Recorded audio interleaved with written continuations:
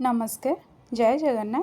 आज रेसिपी हूँ कुलेर साग बा बरडा साग रेसिपी। किए किए कुलेर साग कहती किए किए कहती बरडा साग। यहाँ खरा दिनिया स्पेशल साग पखाल भात संगे हो कि गरम भात संगे हो बहुत ही टेस्टी रेसिपीटे। माने पखाल भात संगे खाइबे ना बहुत ही बढ़िया लगे। आ स्पेशली खरा दिन ही सागटा मिले कलिया कलिया। आमती थे निहाती ट्राए करूँ केमती लगे रेसिपी निहाती मो सहित शेयर करेंगे। जदि पसंद आसो वीडियो को गोटे लाइक करेंगे। चैनल नुआ अच्छा सब्सक्राइब करने जमारू भूलें। देखो ये मुझे गोटे कड़े बसई नहीं से 2 चामच सोरिष तेल ऐड करी। सोरिष तेल ही ऐड करेंगे जद्वारा कि टेस्ट बेसी भल आसो। से तेल तातीगला 1 चामच सोरिष ऐड कर देछि। एटी सोरिष फुटीगला 2टी बड़ साइज्र पियाज को एमती स्लाइस कर नहीं 2 ରୁ 3टी कंचा लंका को ऐड कर। कंचा लंकार फ्लेवर इस सागर बहुत ही बढ़िया लगी था।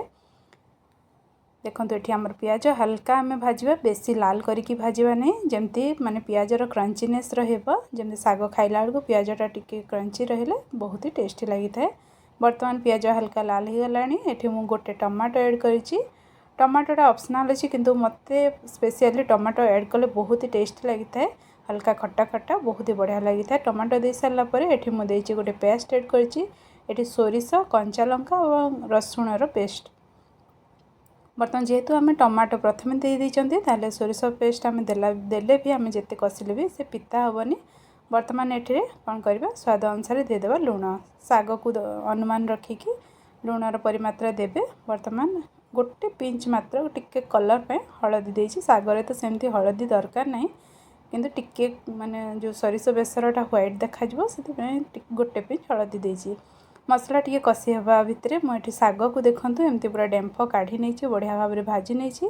या 2 ରୁ 3 थर पूरा भल भाव में धोईकी पूरा चुन चुन की काटी नेबा। देखो डेम्फ बिल्कुल नेबेनी कली कली पत्र ही नेबे बहुत ही टेस्टी लगे। सागटा थोड़े निहाती ट्राए करूँ केमती लगे रेसिपी निहाती मो सहित शेयर करेंगे।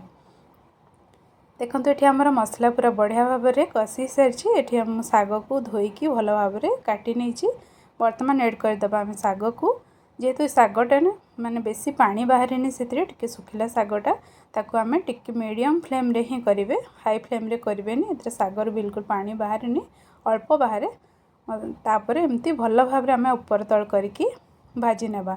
आ मीडियम फ्लेम रे करके आपको आम टिके लिड बंद करके ही करवा जेहेतु टिके टाण सागटा टिके सिझापे टाइम नेब।